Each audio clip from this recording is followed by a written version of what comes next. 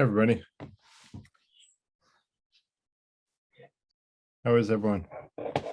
Thanks, Robert, for going on video. Kudos to the video folks. Anyone else that wants to go on video, we would love to see you. Awesome. Good job, Bill.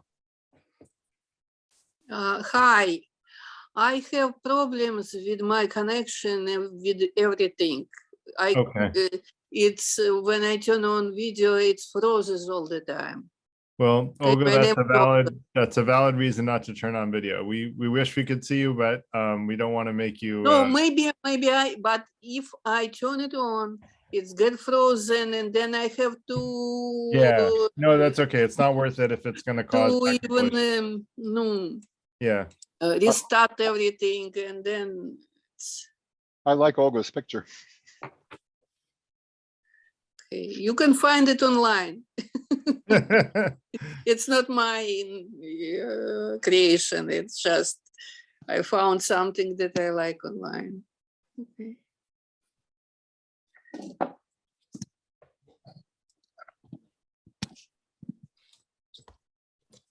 My connection sometimes better, sometimes worse, and for some reason, in the evening it's much worse than during the day.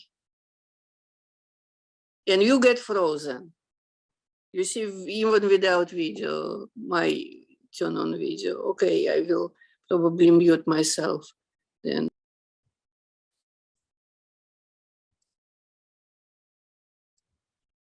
I'm expecting a few more people. We got like almost 30 RSVPs, so I was expecting about 15, but you know, we'll see what we get. I'll wait till 5 after, and then we can get started.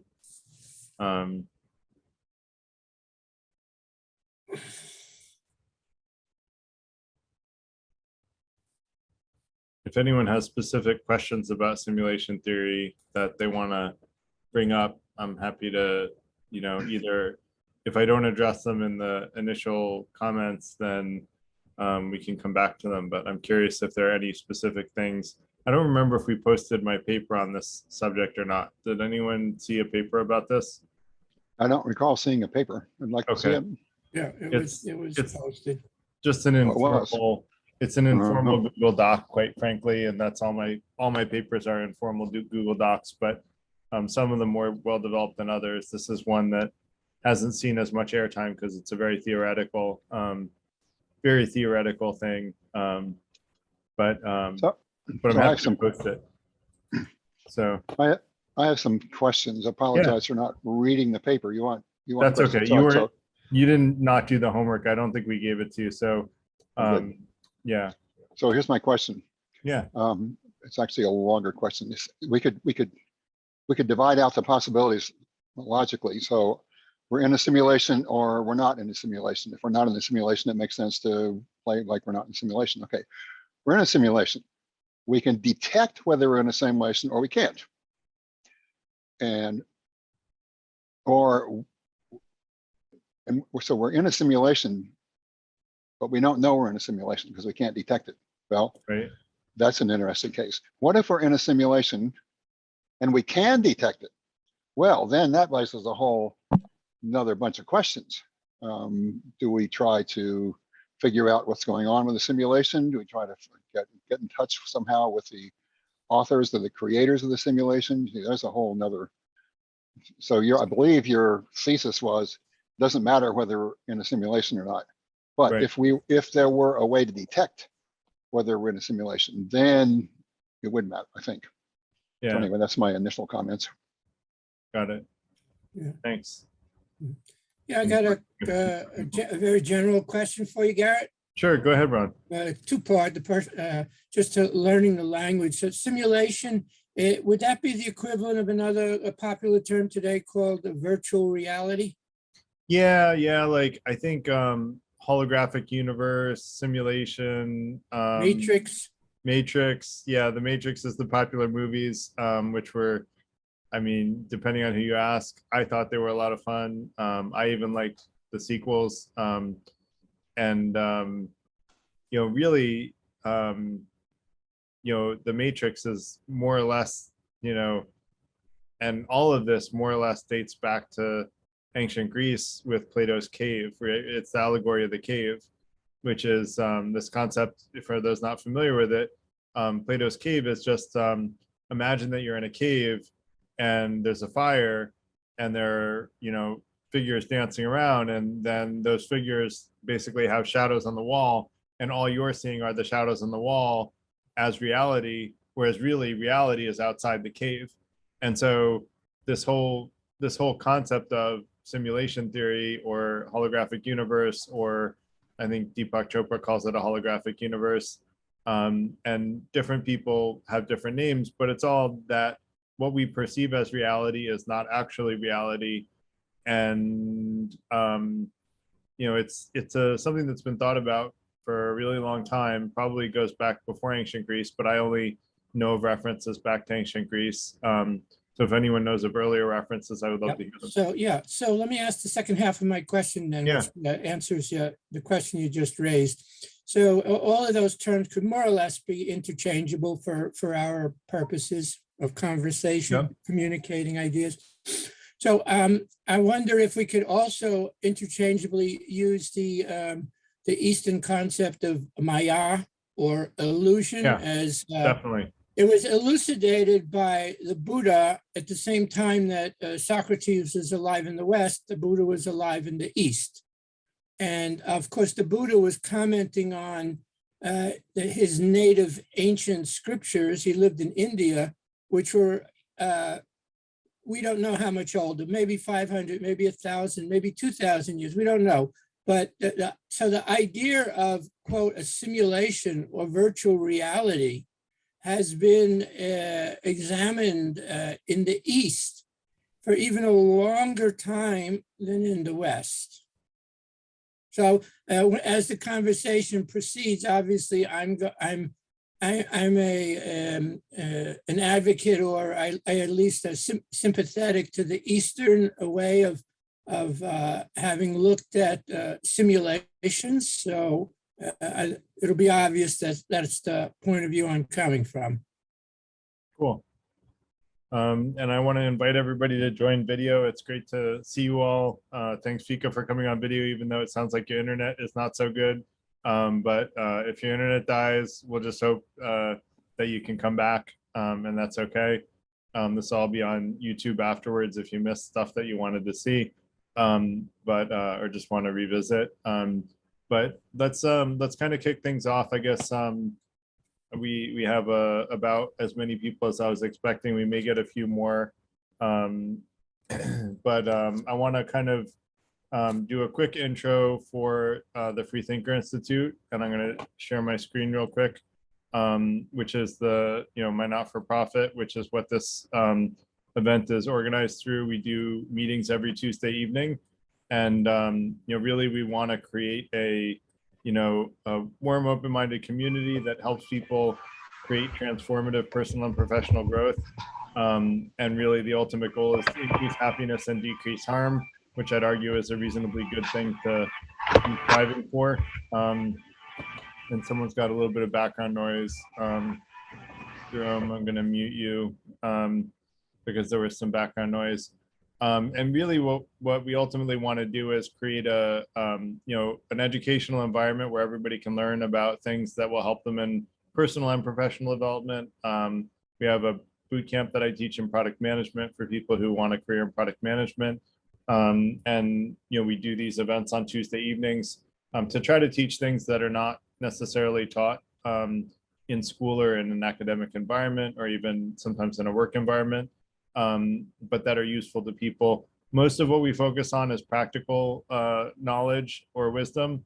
And tonight is a little bit more theory-based. Our talk on free will the other week was very theory-based too.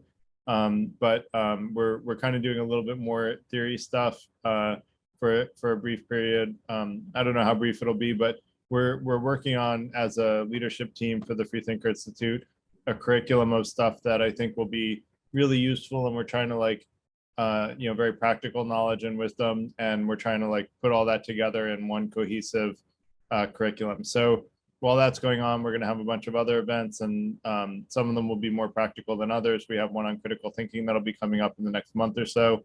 which I think is very practical, and a key thing that we want to help is, help people develop their critical thinking skills. And, ultimately we want to create a group. We're going to work towards some sort of idea of membership in the Freethinker Institute, where members are trying to help each other be the best version of ourselves. And so that's kind of, and I'll be looking at different monitors so people know. I have a command center here with 3 monitors. So if people have questions tonight, any questions about the Freethinker Institute, by the way, I'll put the link to our Discord community, which is an online community where we can chat between these Tuesday sessions. I'll put the link to the Discord community up so that anyone that wants to join that, we would love to have you and just, chat about intellectually interesting things, whatever's of interest to you, feel free to bring it up, and you can introduce yourself and whatever. If you have a company or an organization that you're a part of that you want to introduce, you can introduce those to the community as well. And it's really just a way for us to all stay connected on a regular basis. Any questions about the Freethinker Institute before we get started on the topic? Yeah, can I ask you a question, if I may? Yeah, please. Did you ever hear of nonviolent communication? I read a book called Nonviolent Communication. Yeah. Okay, what do you know about it besides that? Well, besides the book, I guess I don't know much, because I read the summary of the book and I thought it was really good. But if you want to share something, go ahead. They just have new courses now on meditation and other stuff besides, and there's a lot of things which your institute and them can really get together on. Yeah, do you know anyone from there? Oh yes. You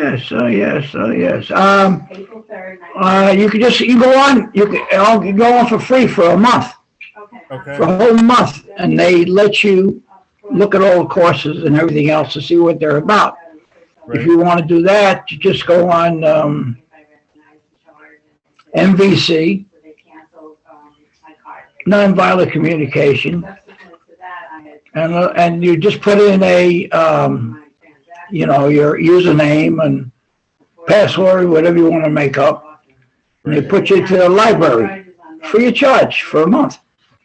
Cool.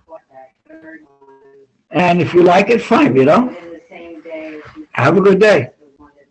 Great. So Garrett, So, Yeah. Garrett, what have you got about simulation? Great. So let's get into that. yeah, thank you. Sure. Thank you for bringing it up. And if you want to email me, I'll put my email in the chat. You can email me the link to the Nonviolent Communication site, and I'll take a look at it. Oh, good. Thank you. Thank you very much. So simulation theory, and we had kind of a little pre-talk about it. Simulation theory, I see as very synonymous with the holographic universe, or the Matrix, to name the popular movies, and Plato's allegory of the cave, where our perceived reality. Can you mute everybody because there's background noise coming through? Yeah, thank you. Thank you for muting. Yeah, if you're not speaking, especially if you have background noise, please mute. Thanks, Ron, for that. And also, feel free to raise your hand. I think that's been a really good way in past events for people to say they want to say something. If you go down to the bottom under reactions, then you can raise your hand, and it'll let me know that you want to say something, and then I'll try to find the next break so that I can let you ask a question. I love questions along the way, by the way. So don't feel like you have to wait till later to ask questions. Ask them right away, so that it's in context, so that we can all hear what you have to ask about whatever I'm saying. And this is going to be, I don't have a long presentation tonight. It's I think just a couple of pages that I wrote on the subject. And I put the paper into the chat, but I'll put it in again because some people have joined. I thought through this because I used to get into debates with people about whether or not there's an objective reality, or whether or not everything is a simulation, or our perception of reality is completely flawed. And there are a lot of people that find it very intellectually interesting to argue that we have we actually in fact live in a simulation, And so everything that we perceive as reality is not the actual reality. There's actually some other reality. And extreme solipsism is the extreme version of this, where, an extreme solipsist, for those that aren't familiar, says that the only thing that exists is them, and all the rest of us are just figments of their imagination. And there's a whole philosophical concept called the Boltzmann brain, which is like that you're a brain in a vat somewhere in the universe, and all that exists is you, and everything that you observe is really a figment of your imagination. And so all of these concepts are different sort of iterations on the allegory of the cave that Plato came up with, which I described earlier, is like the concept that you're in a cave and everything you see in the cave is like shadows dancing on the firelight in the cave. And if you were to walk out of the cave, you see actual reality. But everything that we see in our day-to-day life, everything we've experienced since birth, is really just, shadows on a cave, and we're not seeing actual reality. So what I'm going to try to do is make an argument that reality as we see it is more likely to be reality. And if it's not reality, the very best strategy is to treat it as if it's reality, even if it's not actually reality. And so if I'm right, then whether or not we live in a simulation is totally irrelevant, because the very best strategy for us is to treat that simulation, if it is a simulation, as reality. And so this is basic game theory, which is basically that either we live in a simulation or we live in reality. But the best strategy for us, whether we live in a simulation or we live in reality, is to treat what we experience as reality. And so if that's true, the whole concept of whether or not we live in a simulation is totally irrelevant, because we should treat it as reality, whether it is a simulation or not.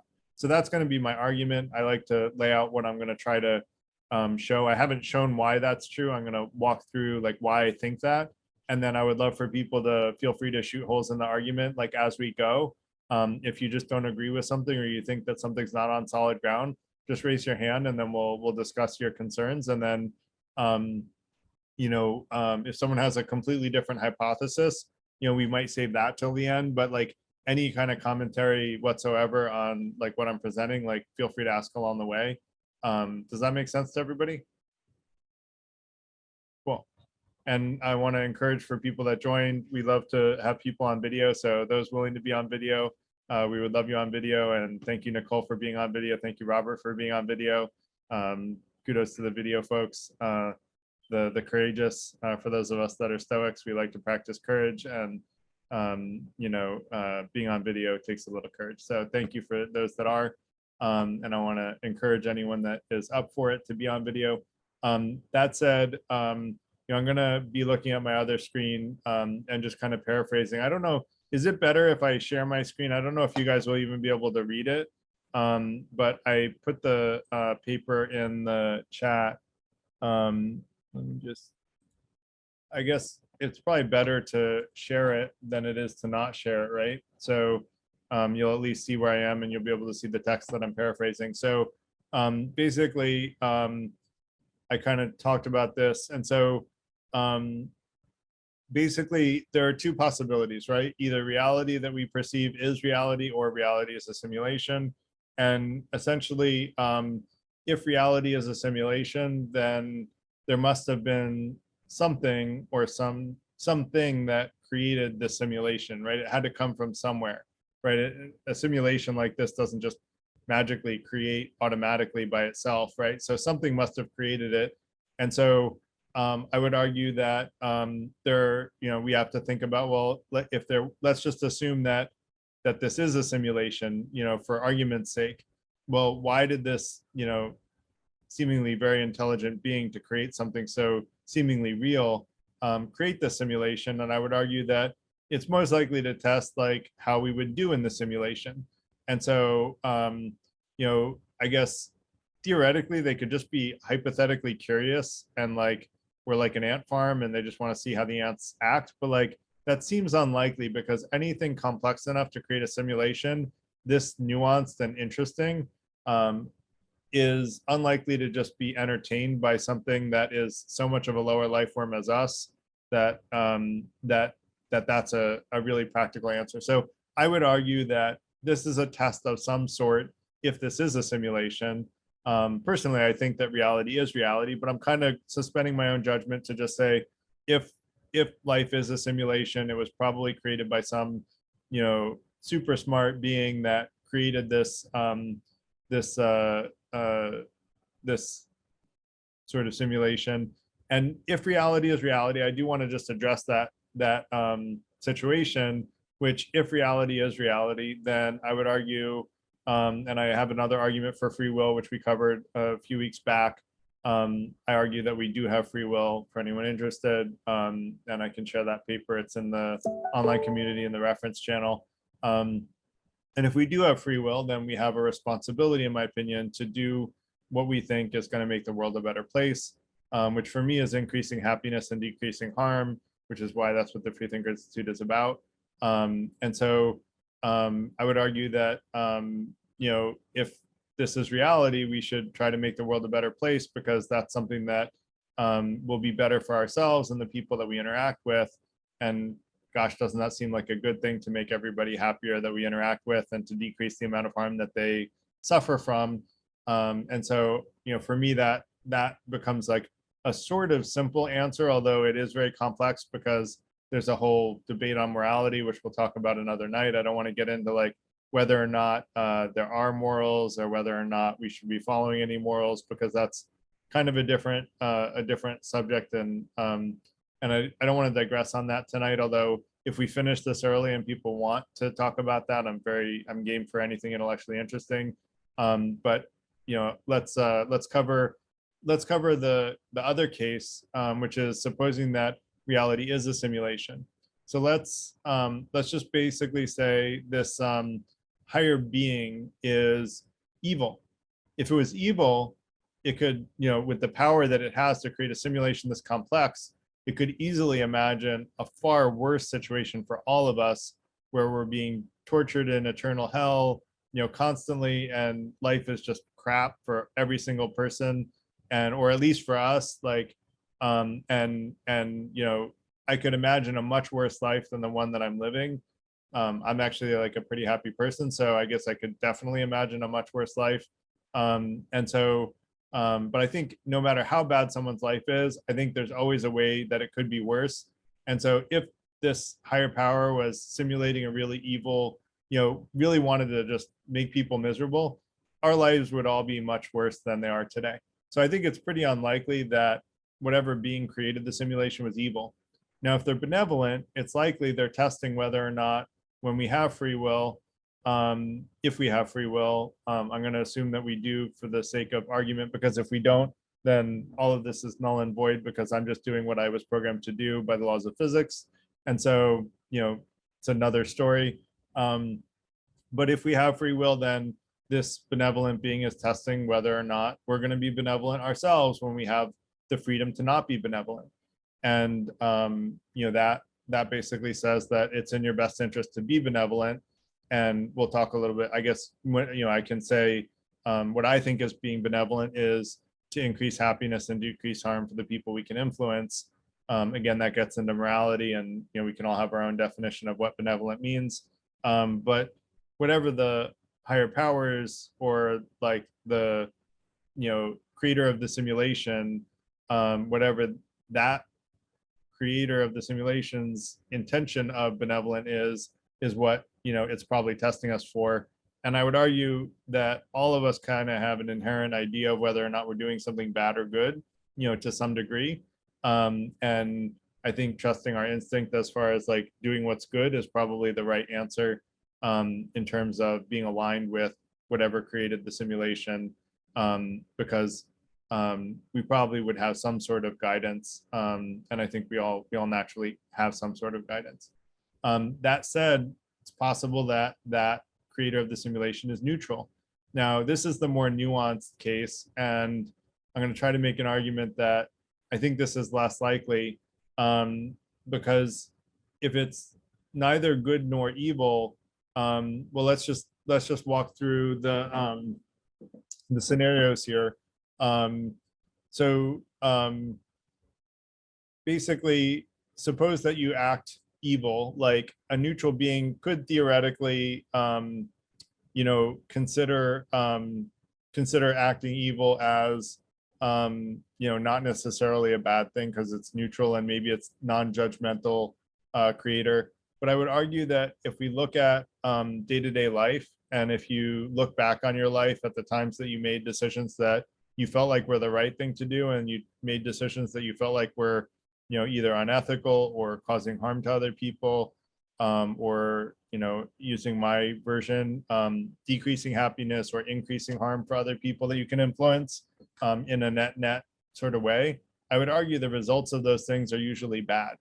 And so that's what I call acting evilly, or like bad, is like decreasing happiness and increasing harm is bad. And so, and there's always this exchange, right? Like, when you get your blood drawn, it hurts you a little bit, so you suffer a little bit of harm, but the overall harm that you're going to reduce in the long term in your life by getting that blood test, it actually far outweighs the little bit of harm.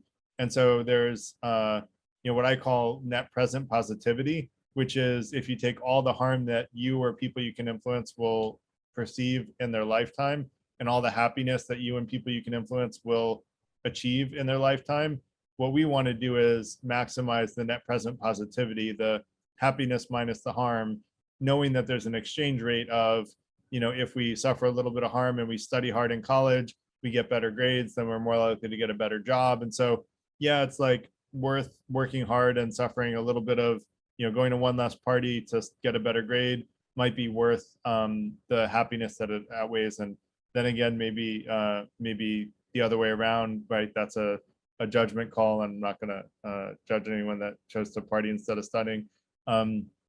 But because sometimes the network that you create from partying is actually more valuable than the grades that you got from studying. So it's a toss up there. I don't know what the right answer is in terms of college.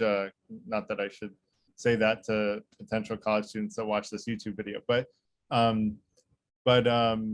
that said, I guess, to me, it seems pretty natural that what I would call good behavior is rewarded with more positivity in my life. Like the times that I made decisions that aligned with my values and with my morals, like my inherent sense of what was right and wrong. And really that I made decisions that increased overall happiness and decreased overall harm. More happiness and harm came, less harm came into my life and that of people that I could influence. And so to me, there's kind of a natural weight in the reality that I perceive towards good behavior.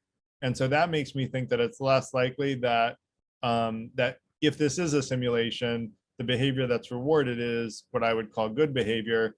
And so it's more likely to me that whoever or whatever created the simulation is on the good side rather than the neutral side. And even if it's on the neutral side, I'm still getting more benefit out of doing what I think is good. So I'm kind of going to go with that. That's pretty anecdotal, but I guess, I'm curious, basically, if anyone has an argument that counters that or like goes against that theory that if we do live in a simulation, that the creator of the simulation is more likely than not, again, not definitively, like we're not trying to create a scientific proof here, but that using like probabilities and game theory, that the chances are good that the creator of the simulation is testing whether or not we do the right thing and sort of trust our inherent sense of what's right and wrong. Does anyone see a good argument against that?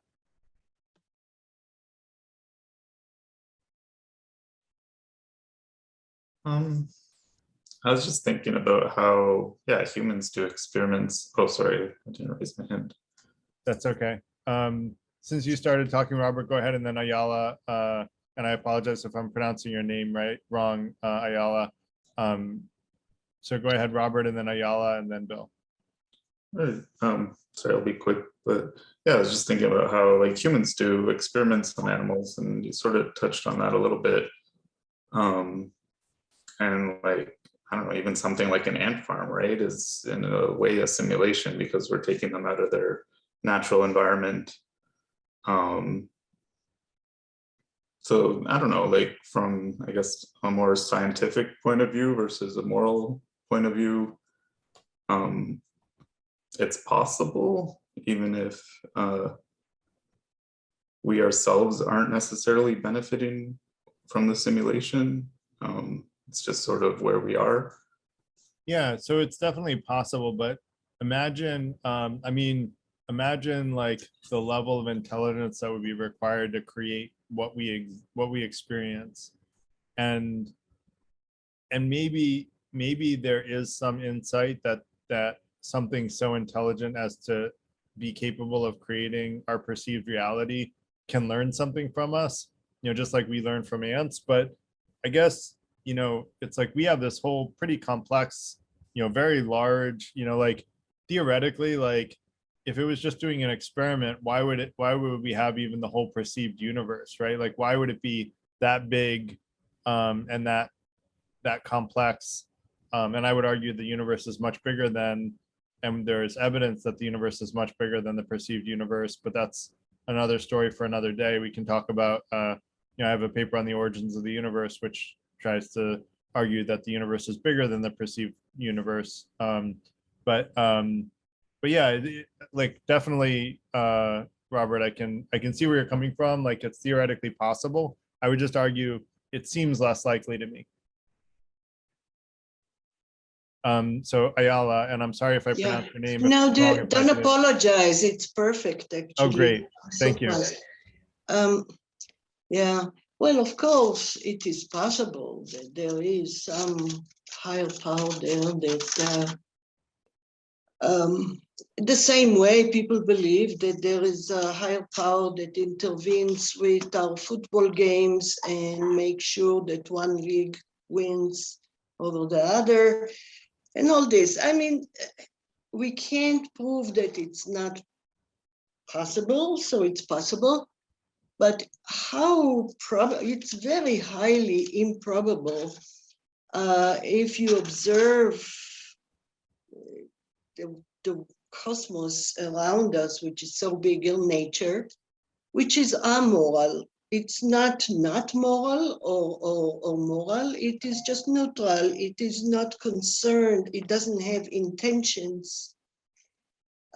So there is no morality here. And I think that the simulation theory kind of comes from a anthropocentric perspective, the perspective that we are so hot, we humanoids so hot, that somebody will make it their business to create a simulation for us to live in or test us. It just, it sounds to me like a very arrogant and anthropocentrist. I think we are just a life form. We are an animal, a mammal, like many others. We have higher faculties, frontal cortex faculties, where they have other forms of intelligence, which is problem solving that we don't have. And that's it. Now, as far as knowing if there is an objective reality, that's a little different question. That is not a simulation. And that is something that we will never be able, as humanoids, not science and not philosophers, will solve that issue of the subjective experience or the science experience, as to prove that there is something beyond our human experience, right?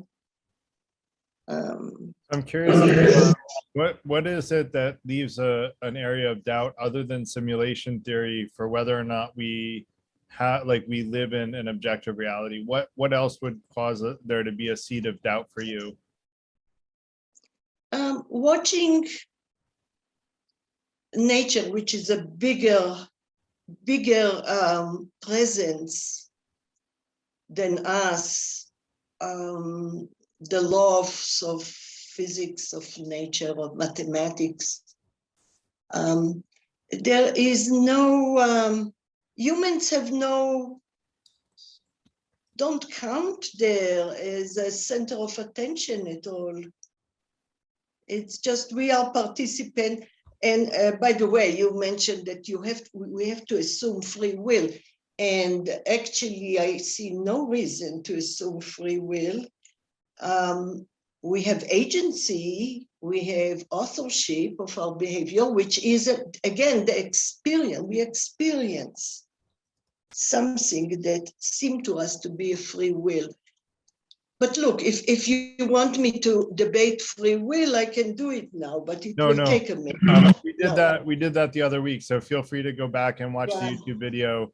It'll be up in the next couple of weeks. Well, I've done a lot of philosophical pursuits about free will. Yeah, I've read a lot about it. So no, there is no free will that we know of. And if there is, it's very minute. So I don't want to digress on free will. I wasn't saying that we should assume free will. I was just saying if we don't have free will, then everything that I'm saying was predetermined anyway. So it doesn't matter whether we have free will if I don't have free will, because I'm going to say whatever I'm going to say, and so are you. So I would argue that even for those that don't believe we have free will, we still, most of them are compatibilists and say we should still act as if we have free will, even if we don't really have free will. So the question of free will is more of a theoretical question, since even the people who don't believe we have free will agree that we should act like we do. So that said, I guess no, just one thing. There is a little benefit here. There is a benefit to know that we are affected and influenced by a lot of factors in life that are not within our control, which means we don't have free will. And that is compassion, understanding of circumstances when we do blaming or praising of other people. And also the fact that there might be another objective reality and not necessarily a simulation also helps in the same way to reduce the level of certainty that causes people all those wars and conflicts. That's all. So I don't want to keep going on free will, but I'm curious what would make you doubt objective reality. And when I say objective reality, what I mean is that we're on Earth and that Earth is an oblate spheroid, traveling throughout the universe, and there's a solar system, there's a sun, Australia exists, North America exists, that these are actually objective things and places, and the Empire State Building exists. Everybody has observed it, taken pictures of it. All the pictures look pretty much the same.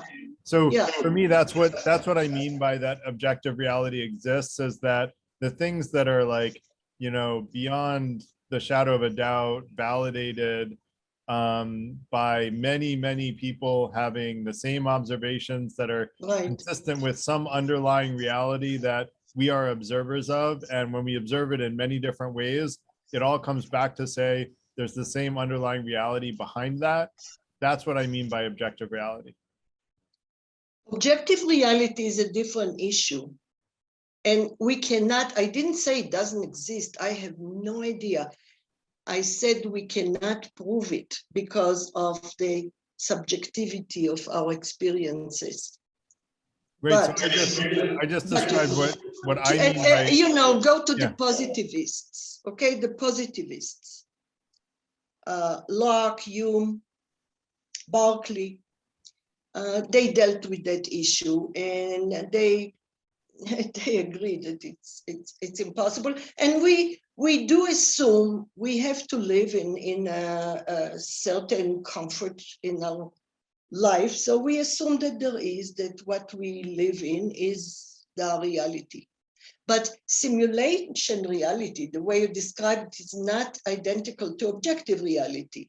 It means it is a test or an experiment which someone designed or something designed for us. And that's what doesn't make sense to me. Right. And it doesn't make sense to me either, Ayala, but what I described as objective reality, it sounded like you agreed exists, but what you're describing as objective reality. I assume I live in that. I can't prove it. Yeah. Right. And yeah, like theoretically, like we can't really prove anything if we can't prove that objective reality exists, because like if we don't believe anything that we've observed since birth, like you kind of lose all semblance of like a compass, like of reality. That said, I want to let someone else ask a question. So Bill, you're next. Go ahead.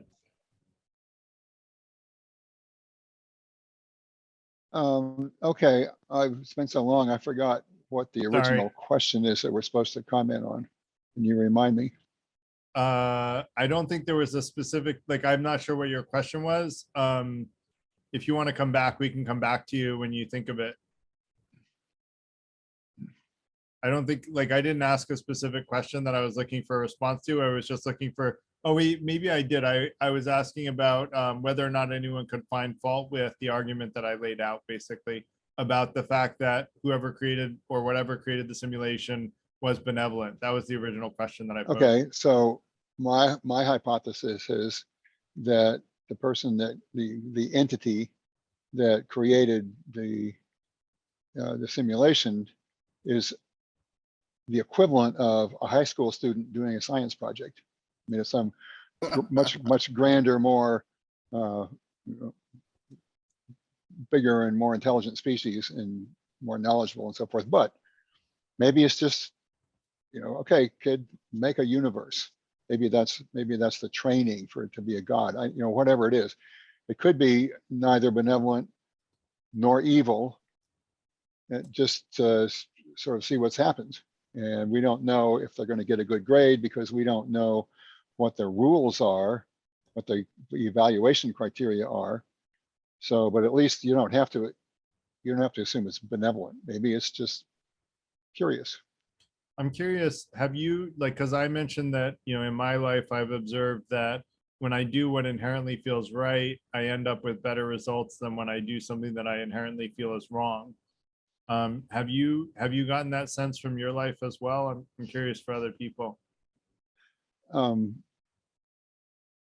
My personal approach to this is much like yours. Try to do as much good for everybody as possible.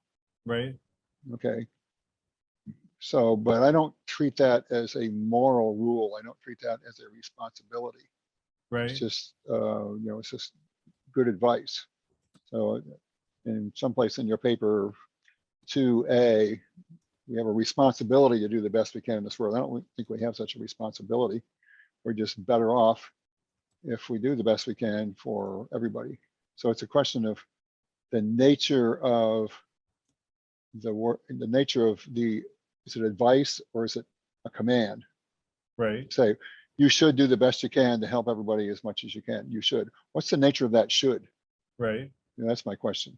And you don't actually address it in your paper. So my comment is, Well, this paper is not about morality. We'll get to that when we talk about morality another day. So, well, what I'm saying is, yeah.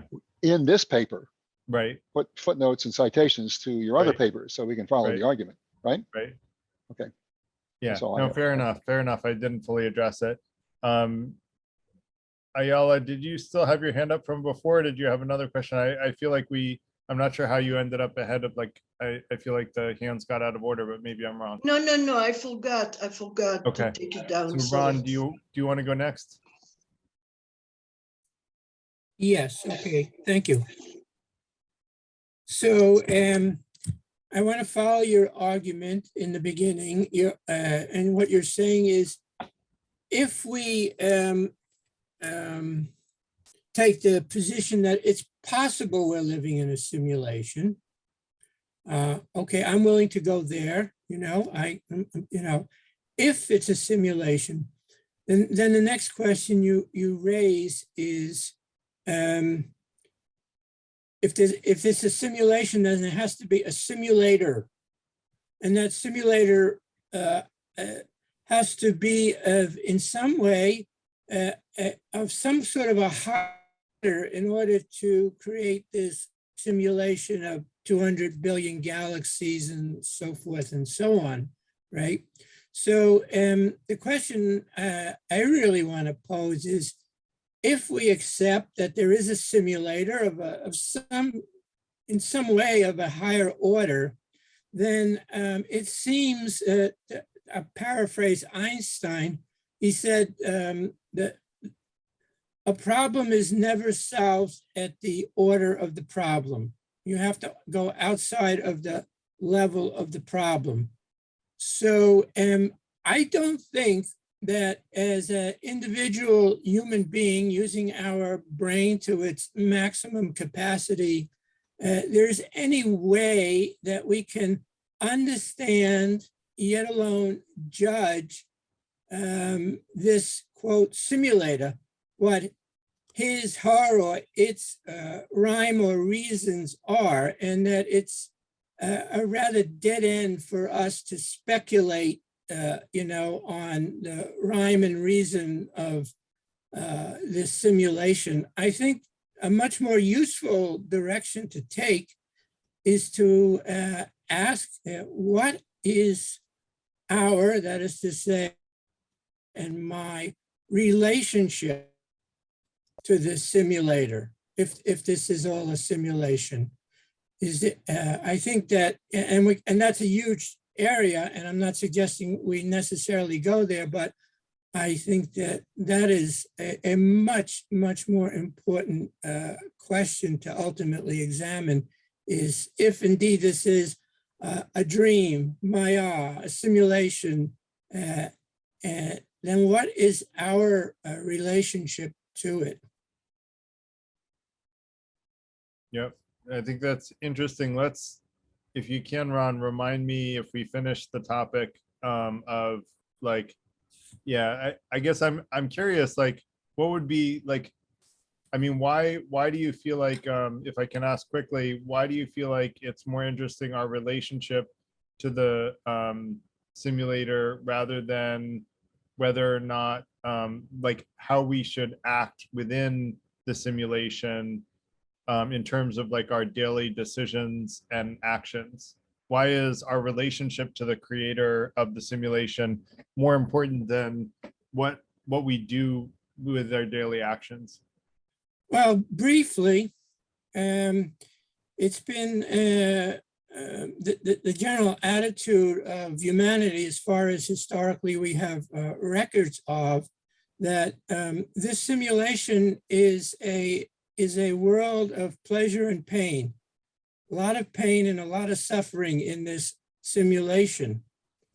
And the reason that we would want to find out if there's a relationship is because if there is a relationship of identity, for example, as one possibility between you and I and the simulator, then that may be an avenue of release from the suffering of the simulation. And of course, anybody who's familiar with Buddhism knows that that's a brief summary of the, essential thought, lines of Buddhism, but it's found in all the major traditions, some way of salvation from this world of, of sorrow and suffering.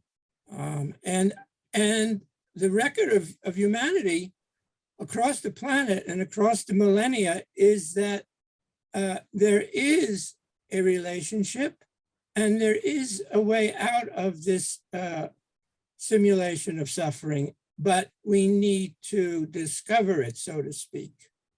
Yeah, and I think that's a great point, Ron. And I guess to me, those two are sort of united in that I see the way out of suffering, which I think aligns with Buddhism, as using reason to do what we feel is right, which is more or less what I argue in this paper, is that we should use reason to do what we feel is right, because that is, to me, the path to reduce suffering and increase happiness.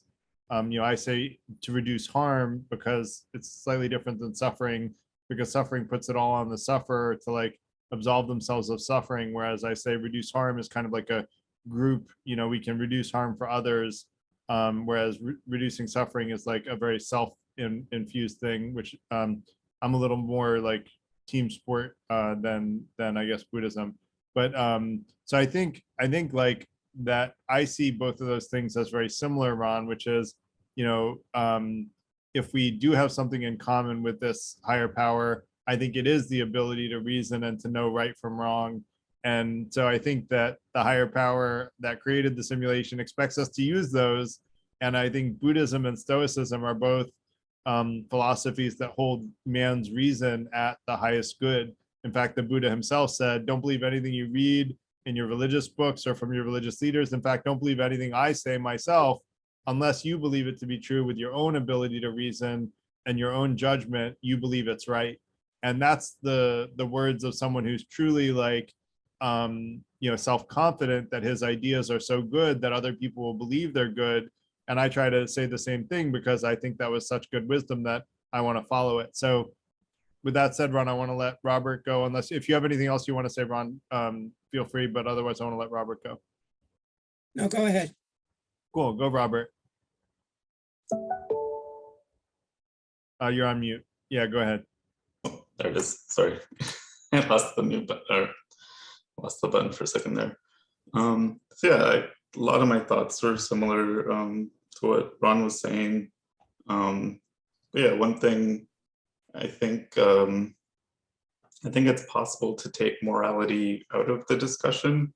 Like I think it's possible to approach this idea without trying to think of it as from the higher power's point of view necessarily, or without taking the higher power into account. Because I think if there is a creator, their intentions don't necessarily impact whether or not the simulation exists.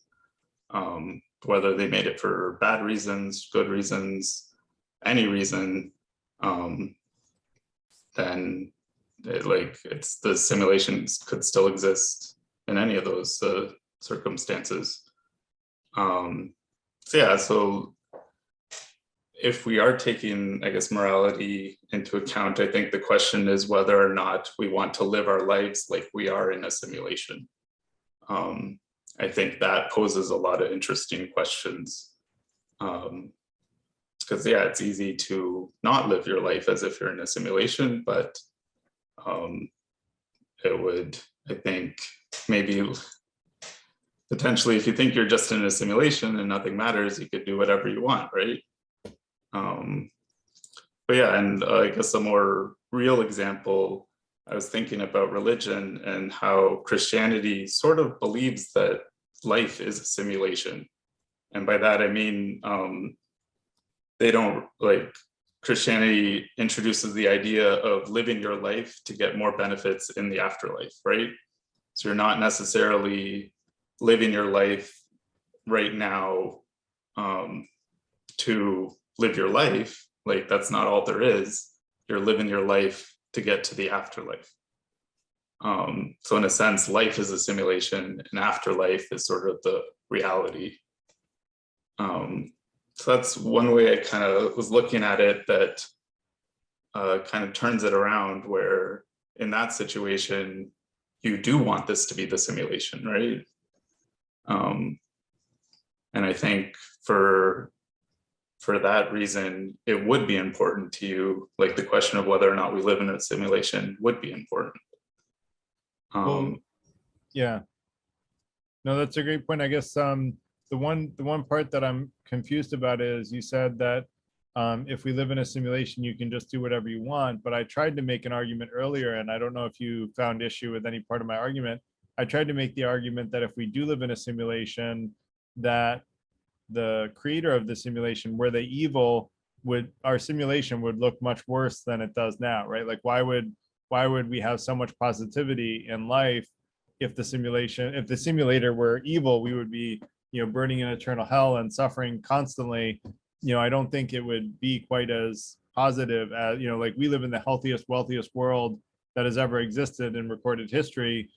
Things are, overall on the up and up. And so why would that be the case if the simulator was horribly evil, right? That would be a little weird. So I'm curious why you think that. So if the creator is good or even neutral, then wouldn't there be a benefit to doing what we think is right in that case, where increasing happiness and decreasing harm, basically? So I don't know, one thing that stood out to me is that you said this is the most good, well, sorry, I'm not getting the exact words, but like the most good world in history. Safest world in history. So if you read, but it's also the worst and worst world in history, is it not? No, it's not. Like if you go back to any other time in history, it was like more dangerous, poorer, you know, less safe. We live in like literally the best world that has ever existed. So if you But read it's the only world Baker's that's book, existed. No, no, Tell I it to mean, the Ukrainians. I'm talking about different times in the Earth's history. Like if you take Earth 100 years ago, it was much poorer, much less safe. There were like almost all aspects of society that you look at 100 years ago were worse. And if you go 100 years back, it was worse. Now there are like fluctuations overall, but the overall trend of Earth's history is that, you know, human life is getting better and better with time. But like if we were in a simulation, wouldn't the simulation be telling us potentially that we are living in a good time? I don't know. Why? Like Does- if the simulator was evil, he would be saying that we're objectively horrible human beings and our lives are going to get worse and worse and we're going to suffer more and more, right? If the simulator was horrible, our, you know, everything would be on the down and down, right? Like everything would be getting worse and worse. It'd be going from horribly bad to even worse, right? Like, I mean, we can easily imagine like a bad intent, like, you know, think of the most poorly intentioned person that you know. They're not going to make everybody's lives better over time, right? They're going to make them worse. And so, you know, a creator, same concept theoretically. I don't know, it just feels like to me, when we approach it from a morality kind of standpoint, there's always the flip side to that. That's where I sort of feel that it's not holding up as well as it could. That's You know all. what's funny? I think we definitely have to do a talk about morality because I find that it's a very large percentage of the population that is against saying that there is any kind of reason to have morality. And even people, and I think it was Bill that said, I try my best to do what I think is right, but I don't think people should be obligated to do what's right. And so I'm going to put that as like a, you know, a note for the future that we should talk about morality. I'm going to try to make, you know, accelerate my paper on morality to, you know, try to make a good logical argument for morality. And I'll just have a reminder that all morality means is that there are better and worse actions to take, and that, you know, the more moral action is what we would consider right action, meaning, you know, a better action to take. So if I could choose to kill an innocent person or not choose to kill an innocent person, the moral thing to do is to not kill the innocent person, is more or less all that morality means. But that said, we'll save that for another day. I want to let Sam go. Hi. Hi. Okay, so I definitely agree with you that there is no difference if you live in simulation or not. It's still you have to pay rent. Yes. Yeah. I mean, we can pretend that we don't have to, and like, yes, you know, yes. but it goes down a Still you very have to dark do path in something. that direction. So I agree with you, Sam. And we ourselves absolute kind of we constantly simulate different realities. Realities, for example, a reality where someone rent apartment and have to pay rent. You see, it could be different reality where you don't rent apartment, don't have to pay rent. For example, or live somewhere in fields, and there was kind of this reality. But when you start to say that there is definitely should be simulator that separate from us, it's you can doubt it, because you could imagine when we talk about simulation, we could imagine anything. We could imagine that every one of us behind us, and we create some kind of avatar, and we kind of and every so this simulation may be created by everyone, and not only humans but also animals. There is like we, for example, we have maybe even choice to become a human or a lion or a virus. You see, so it's we could imagine anything. So simulation could be absolutely different. And actually, simulation is very strange. It's not strange term, of course, because we got to the simulation on computer screen, so we call it simulation. But we could call it differently, and it's not necessarily. And when we start to say that, start to try to first determine if simulator is separate from us, or actually inside of us, or actually behind of us, or whatever, and say that it's definitely on the better side than on like bad side. It's not definitely evil, because it would be very bad, but I live long enough to see it's not. Yes, maybe you can say when you read books that it's better and better, but it's not better and better for a lot of human beings, and not only human beings. So right now we see the world is much worse shaped than it was like 50 years ago. So it's much worse shape, and so it's we could of course argue it, and yeah, but it's not extremely believable. But I definitely agree with you that it's no difference between, and again, about evil, there was so much literature about evil. A lot of people try to understand what actually it is, and how he would or she would tempt us, what kind of temptation it could be, and why the road to hell built without our best intentions. So it's I'm not sure how even approach it. That's it. Thanks. Thanks, Olga. Sam Deans, sorry, I had meant to call on you.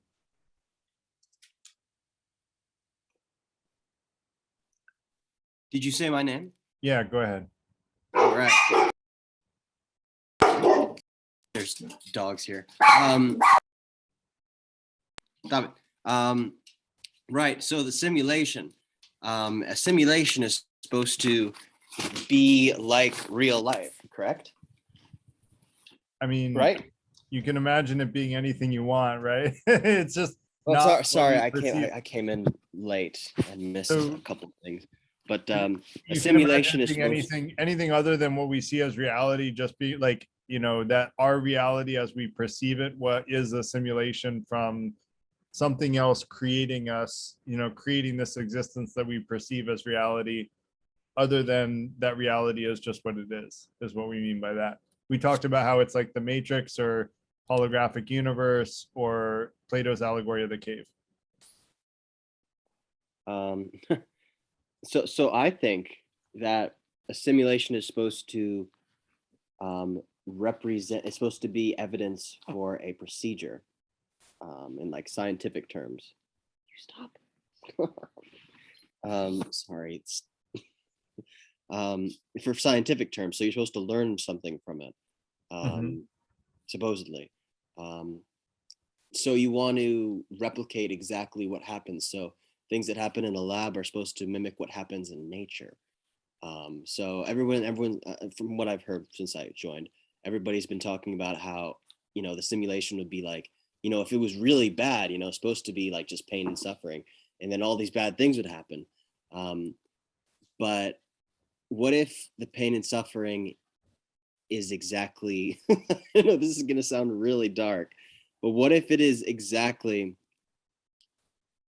what life is? It's like you try to get something, and then just as soon as you get it, you're not happy with it.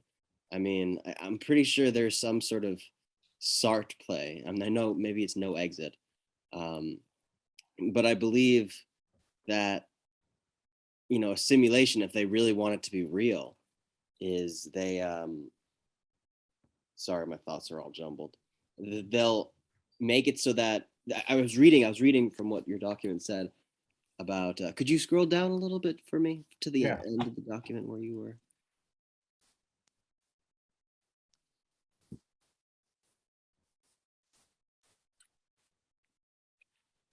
The alternative, it was said something I can about, put the link in again if you didn't get it, if you joined late. right. If you don't Okay. mind, I'll let you take a look at it. And do you have anything else you want to say, Sam, or should we let Jason go Yes. next? Okay, here we go. Okay, go ahead. Powerful, be powerful enough to prevent us from being able to there it is. There it is. Sorry about, I lost my train of thought. So prevent us from being able to conceive that we're in a simulation. Right. So if someone is powerful enough to prevent us from knowing that, wouldn't they want a simulation to be as if people could do anything, right? To simulate what real life is like. So if you're not able to conceive of something, that means that something might be wrong. I mean, I don't know, maybe I'm going off a little off path, but you know, they would want people to be able to think something because they don't want. So in order to control someone, that's what the powerful creator of this world is. They would want people not to rebel. So if they're having the possibility of people knowing that there is a simulation takes away the power from it, because there are all these other solutions, and when there are so many solutions, the right one is diluted. I know I'm not the best with words, but I think that's what I had to say. Sorry, these dogs are all over me for some reason. Okay, thanks. Jason, do you want to go next? Yes, I would.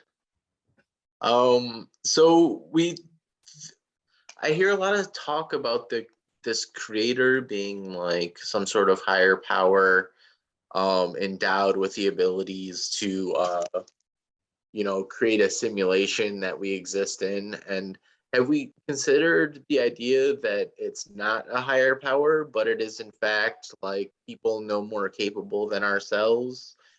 And the simulation is for a base reality, like a reality like they're using this simulation to learn from, or I don't know what it is to be learned from, but like like it is an experiment of some kind, but it's very similar to the base reality that we originated from. And I don't know what variables are getting changed out, but if you think about perception, right? Like, what do you really experience as far as the universe? It's, images. It's like we don't actually, like, we understand the fundamental like rules of the universe, and there's probably, and we're still a far way to go in that. And I think that that is all something that could be included in a simulation. The rules of engagement, so to speak, for the simulation could have been coded, or however the base reality decided to put that information. I don't know if they use computers the way we do. I'd imagine they're advanced technologically beyond where we're at. But yeah, so I was thinking, like, as far as our understanding of science and where we are in the universe, like those things could be simulated. I think we're capable of such things, and within like the next, I don't know, 100,000, 10,000 years, we'll probably have our own simulations running, multiple simulations going that are going to be very real. And I'd imagine the AI in them probably won't be able to tell the difference. They won't, even if it's not as aesthetically pleasing, like as far as pixels are concerned, or however how you like I think we'll be able to eventually create simulations that are very real to the AI that's in them. Also, so I was, as far as morality is concerned, and like doing the right thing is rewarding, that's not true. That's definitely not true. I was a vegetarian on and off because I know ethically it is the right thing to do without a reasonable doubt. That is the correct way to live your life. I'm always miserable when I do it. I lose friends. I'm not, like, you can't eat anywhere except black bean burgers. Well, this was way back. There's more options now, but my point is, like, it's less pleasant doing the right thing in certain circumstances. And so I feel like if God was a benevolent, or the simulator, we'll call it, the team of simulators, whatever you want to call them, was a benevolent being, my life wouldn't be worse from doing the correct action morally, like aligned with my values. It wouldn't be worse. So I'm sorry if I went on a tangent. I just was waiting a while to get to me, and it was brewing. Yeah. So Sorry, I like to let everybody kind of finish their thought and discuss it before we go to the next person. So that's why it took a while. But I think what you said is, maybe the people creating, or the higher power creating the simulation is no more capable than ourselves. But then you went on to clarify that maybe ourselves at some point in the future, meaning they could be human-like, or like, some futuristic type of human, but clearly they're like more advanced than us, right? Because we can't currently create a simulation like the one we perceive as reality, right? Like I guess you would agree with that like current human capability, as far as we know, can't create a simulation as complex and nuanced as the reality that we perceive, right? Current capability, like, I think in the like, as far as trend is concerned, the upward trend of technology and our ability to create worlds, like if you are a gamer, like the worlds that are created compared to what they were 20 years ago it's completely, like, you can see it happening, like it's getting way more advanced. we're definitely not there. We're definitely not there yet, for sure. We're not at like the reality we perceive. And if my argument for free will is right, we have a metaphysical free will, which is a non-deterministic decision-making process. And that type of thing, we're nowhere, like, we don't even, like, most people don't accept that we even have it. And most people don't even think we have it. So being able, if we do really have it, like being able to create it is way beyond even the distant future of our capabilities. Now that's a philosophical question that you should read or watch the discussion on free will to see whether or not I have a good argument that we have metaphysical free will. But yeah, I guess I definitely agree with you that sometimes in the short term, doing what we think is right may cause harm. The question is whether or not in the long term it's more beneficial to do that, and whether or not there are ways of doing what we feel is right that will help us thrive in spite of the possible landmines that we could run over. And so I would say it's a pretty complex and nuanced subject, and I don't want to fully address it because it's a morality conversation. So we're gonna have a great. I think it ties into the question of whether or not we should live as though we're in a simulation or not. If we're in a simulation, we're getting rewarded in the long term for doing the right thing, then I think, like, it's a worthy investment. But if we're not in a simulation, and like it pays to be selfish sometimes, and you live a fuller, richer life by doing the things that interest solely you, and your immediate circle, then I think that's really what we're talking about, right? Like that's the butt of the conversation. Yeah, I guess like we're talking about whether or not the perception of reality is really reality, or whether or not it's more likely to be a simulation, and whether or not it even matters whether or not it's reality or simulation. The question of what is the right thing to do in life is a question of morality. So that's where I guess I would draw the line, is the former types of questions are for tonight, and the question of like, what is right conduct or the right thing to do in a specific situation, I would argue. And I did kind of touch on morality, Jason, so you're not wrong in addressing it. And I'm not trying to like, I'm not trying to say like it wasn't brought up, but I just don't want to, it's a big rabbit hole, right? And it's a big complicated conversation that we should focus a specific night on. So that's the only reason I'm not fully addressing that. Does that make sense? Yeah. I did kind of say like, you know, if we do what we inherently feel is right, that's beneficial and more aligned with what I think, you know, a creator of a simulation would be like. So you're not off in bringing it up. So I don't mean to table it for another night when I started to bring it up, and I am kind of doing that, and I'm sorry for it. But I do think that morality is like its own topic that deserves its own night. And Sam and Olga, you still have your hands up, but both of you went, so you may want to put your hands down. And Jason, if you had anything else you wanted to mention, let me know. But otherwise, I want to let Robert go. Oh, I had a little more. I had a little more to say. Okay. There are two Sam Deans. That's interesting. Oh yeah, no, I'm on my phone because I went mobile, but Okay. I'll be back to the one. Okay. Can we come back to you, like Sam, after we go to Robert and Will and Ron? Of course.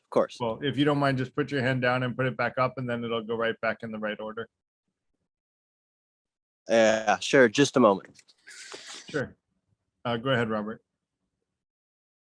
So yeah, so I don't know, I'm trying to think about your approach to the simulation, and I don't know, my understanding is that the idea of the simulation could be irrelevant because everyone should act good or morally regardless of whether or not there is a simulation.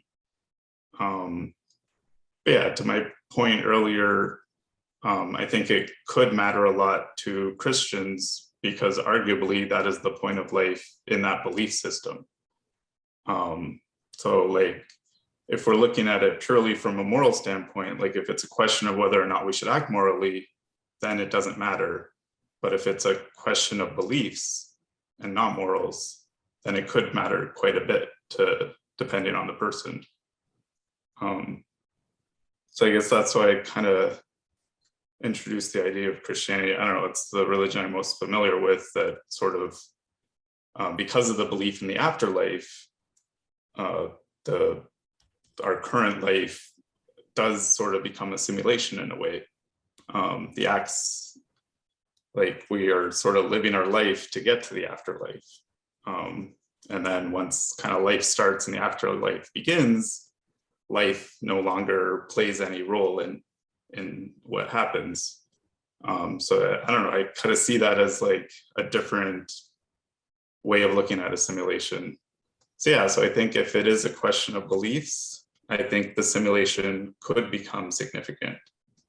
I did kind of think of an idea of how to approach the simulation, like to call it irrelevant without taking those things into account if you're interested. Or I can go back in the queue. No, can I bring that up again? But let me first ask, you said that Christianity sort of makes whether or not we live in a simulation relevant, but Christians don't say we live in a simulation, right? They say treat reality as reality, but also do what the Bible says, and that will give you a good afterlife. I definitely think it's intellectually interesting, your comparison of, maybe, Christianity to a simulation, and this is a test, and this life is a test, and therefore this life is kind of like a simulation to a Christian. But a Christian still treats this reality, whether it's a simulation or not, they treat it as reality either way, because they believe they'll be judged in the afterlife, whether it's a simulation or reality. They treat it as reality because they think that the same judgment will come, whether it's simulation or reality. So I guess to me, like, I don't see why it makes whether or not we live in a simulation relevant, because a Christian perspective still says treat what we think is reality as reality, whether it's a simulation or not. Does that make sense? Well, then, I don't know, I guess it might be a kind of question of what you consider to be a simulation. Yeah, like, I guess I see simulation as something you can kind of get out of and expand your reality.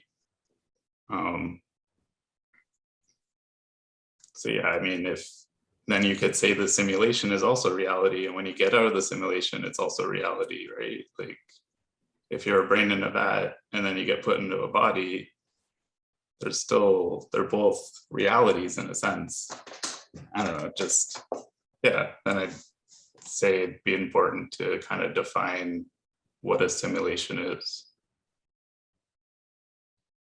Yeah, I guess I kind of described what I refer to as objective reality before, which is the Empire State Building is a real building and it exists, and many people have observed it. They've all had similar observations. All of our pictures look the same. So the Empire State Building is a building, and it is physical mass energy, and that mass energy is not, a part of some supercomputer of a higher intelligence being. It is actual reality as we perceive it to be.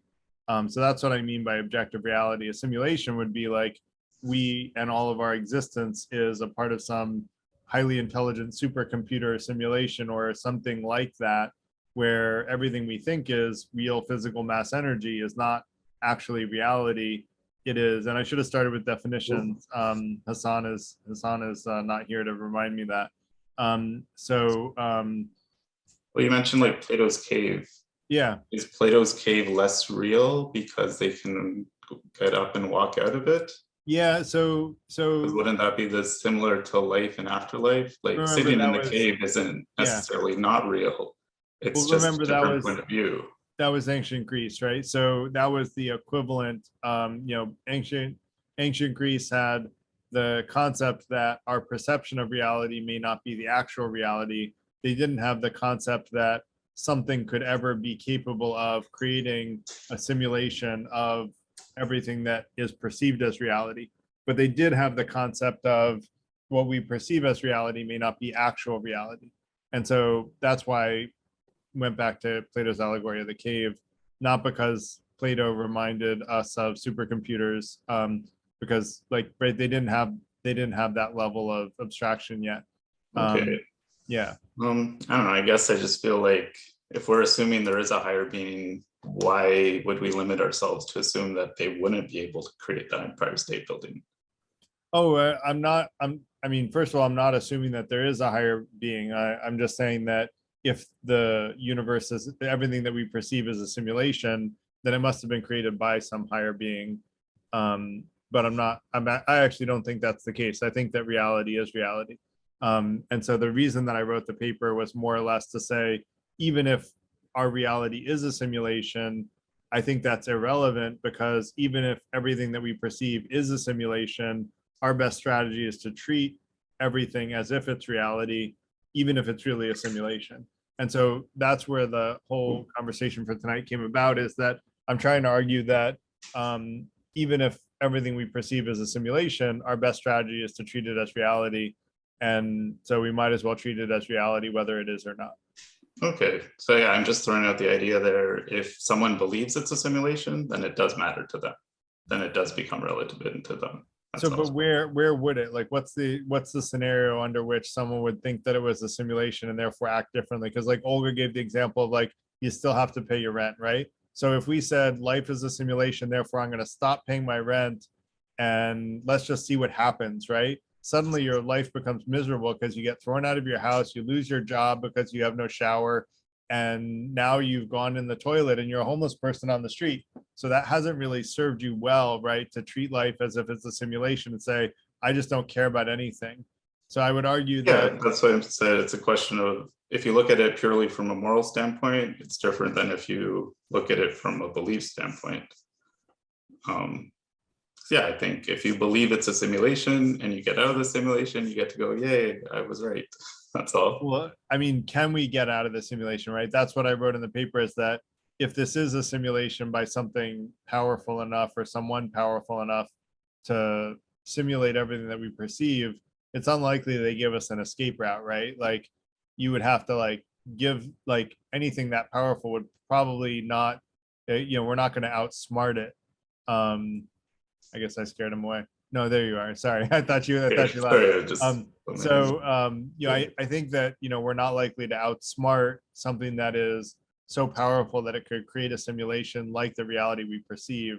So I'd argue that, that's unlikely to be the possibility. So that's not, it looks like it's still important to the person who believes it though, that's all. I mean, it can be. And I guess what I'm saying though, is that it shouldn't be, right? Is that even if you think that we live in a simulation, your best strategy is to treat it as reality. And I'm very open to like counter arguments and reasons why people think that my argument that that's true is wrong. I haven't heard it yet, but like I'm very open to hearing it, and I'm I want to keep going through people that want to shoot holes in it. So Will, why don't you go next? Thank you. Thanks for that. Just lower my hand, get that out of the way. And I just wanted to say, I'm just wondering, curious, can you hear me? Sorry, have I Yeah, go ahead. Yeah, sorry. People that prosecute the case for, that everything's a simulation, are they going on any sort of evidence at all? Like, is there anything that tweaks their curiosity, or is it just pure, speculation? Because as far as I can see, it's just so spurious a speculation as to not warrant really much investigation. I wouldn't think it deems being worthy of much analysis at all, because unless there's some, like, what about this? How can you explain this apparition one time or something? That just, to me, it seems like it's based on absolutely nothing whatsoever, other than being purely theoretical. And if there was, if we are living in a simulated reality, I wonder, why would we have things as mundane as biological functions, for instance, and just the absolute mundane things that wouldn't really matter to a super intelligent race that was observing us? Why would they create this reality with so much mundane, meaningless stuff going on? And that's about it, really. Pretty simple observation, but just sort of throw that in there. Thank you. I love that observation, Will, because I didn't think about the biological realities, right? Why would we have to go to the bathroom if it's a simulation? Like, how does that add any value to the simulation, right? It's totally irrelevant, in my opinion, to like anything that some higher intelligent being is going to learn about us. Like, it really, it doesn't add a lot of insight into the decision-making process of a sentient being to have that. So I would welcome anyone that can better answer that question than me to raise their hand and say, any evidence that anyone has that life is a simulation. The only thing that I can offer, Will, is that there are lots of unexplained things that people might say, well, this is explainable because we're in a simulation. But 2,000 years ago, people said, or even 200 or 300 years ago, people said that people died because of evil spirits, and instead it actually turned out to be bacteria that were killing people, when the things that were bacterial illnesses were called evil spirits killing us. And so there's all kinds of things that we don't understand today that we probably will understand tomorrow. So I would argue, learning and knowledge and wisdom are constantly evolving. So I don't really understand the perspective of someone arguing for simulation theory, which is part of why I wrote the paper, is to try to say, it seems to me like it's irrelevant whether or not we live in it. Although, and that kind of circumvents the whole, how much evidence do we have for it? Because even if we have evidence that there is a simulation, if it's irrelevant whether or not we live in a simulation, then the whole point is moot. And so I went at it from that approach, but I welcome anyone that has good reasons to think we live in a simulation to offer those up. With that said, Will, did you have anything else, or should we go to Ron? Yeah, go ahead. Well, I just wanted to say, like, I mean, I'm kind of agnostic in a lot of ways, but I can't entertain the simulation theory much at all. However, you know, I firmly believe that there are possibly things beyond our comprehension as intelligent apes that perhaps we just cannot comprehend. But I mean, you know, like the laws of physics can't invent themselves, for instance, that matter emerged from either pure nothingness, or alternatively, it existed infinitely without first cause. And then, you know, we've got a known universe that's 90 billion light years wide, and we cannot, well, like, apparently humans cannot comprehend how incomprehensible some things are, like the fact that 90 billion light years is the size of the known universe. So I'm not ruling out that there aren't things of which we cannot possibly comprehend. But simulation, you know, just merely on the reasons I gave before, the simulation theory to me just seems not worthy of much consideration. But then, you know, I have entertained the thought that perhaps some super intelligent race invented or manipulated DNA and just sort of chucked a vial on various planets as they fly by, and they come back every now and then to check out how the DNA worked out. But, you know, that's very hypothetical, good in movie scripts, but film scripts, but and fun for thought. But other than that, you know, most of it's just so theoretical. But we do live in some sort of magnificent universe that the mystery and the wonder is what gives me inspiration every day, that we live in some kind of miracle without invoking an omnipotent being. But we live in a reality that we cannot explain. I think, you know, the best physicists in the world cannot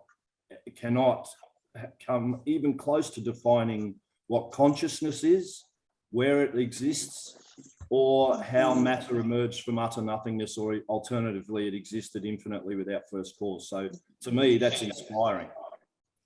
Yeah, so those are two topics that I'd like to come back to, Will, and I hope you'll come for them. One is the origins of the universe, which I side with the Greeks in thinking that there's an infinite universe, and I think I have a pretty good argument for that.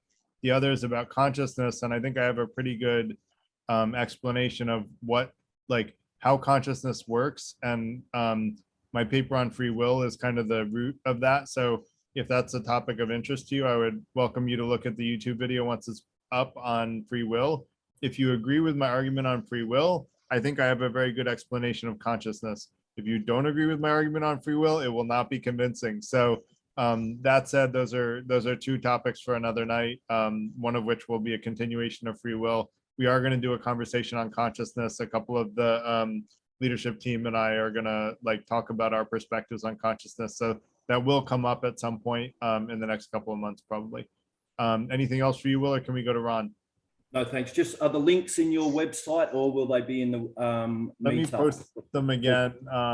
The YouTube channel is here, and so I'll post them into the chat along with the online community, which we would love for you all to join. And so, yeah, please join the online community. We would love to get good conversations going on there between these Tuesday night events. And I'm happy to talk about all of these things in there with anyone on an offline basis, although we'll have events on them at some point as well. Ron, go ahead. Yeah, thank you, Will. Great points. Thank you, Garrett. I guess I'll address Will's understandable skepticism about the very concept of the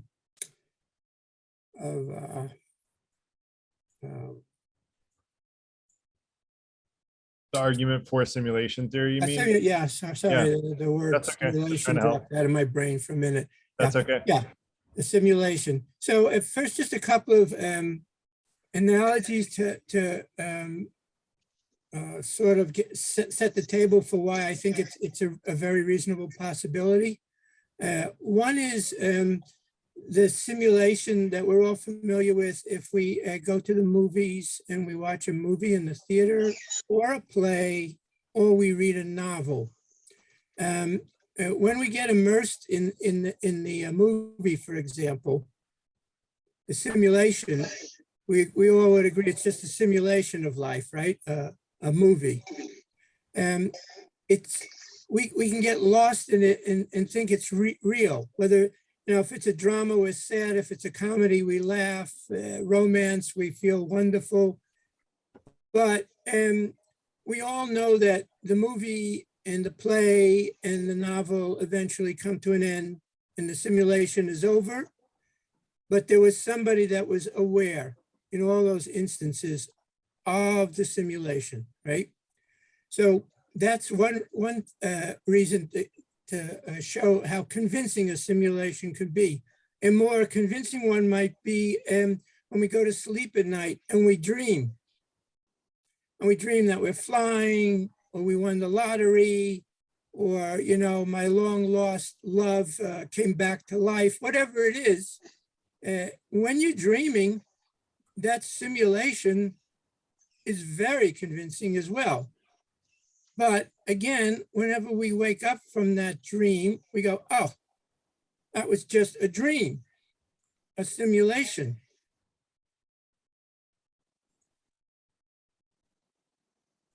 And the last one I'll give you is to the Plato cave that you mentioned. Plato was trying to point out the same thing, but what he said that the shadows that were appearing were as a result of the real items passing in front of the fire and casting the shadows. And so he was implying there that the real things were real and the shadows were the simulation of the real things. But by analogy, he was trying to say that when you come out in the cave even, and you see what, quote, are the real things, he says, it's just as possible that those are just simulations. And he made the distinction between the phenomenal world, which we normally call the real world, as opposed to the noumenal world, something further back. Just like in the cave, there was something further back. So again, these are all examples of the ability of the simulation being very convincing. Now, the other point that I wanted to make is if there is something, if all of these simulations are there, right? In each of these cases, there was something behind it, right? That was creating this. There always seems to be something creating the simulation, whether it's the movie, the novel, the dream, the shadows. So, and if it turns out that this world that we live in is a simulation, again, I get back to my original thing, what's behind it all? And if you say it's, it's artificial intelligence or it's aliens, you haven't answered the question, because the question is always going to be, what's behind the artificial intelligence? And what's behind where'd the aliens come from? So again, you're back to this question of not getting caught up in the simulation, if indeed it is a simulation, but to be caught up in the question of who or what is the simulator, and how do I relate to that simulator?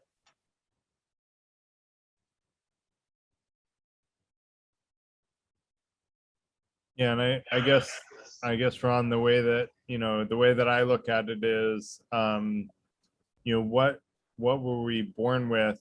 The simulator would kind of give us some ability, I think, to relate to them if they wanted us to.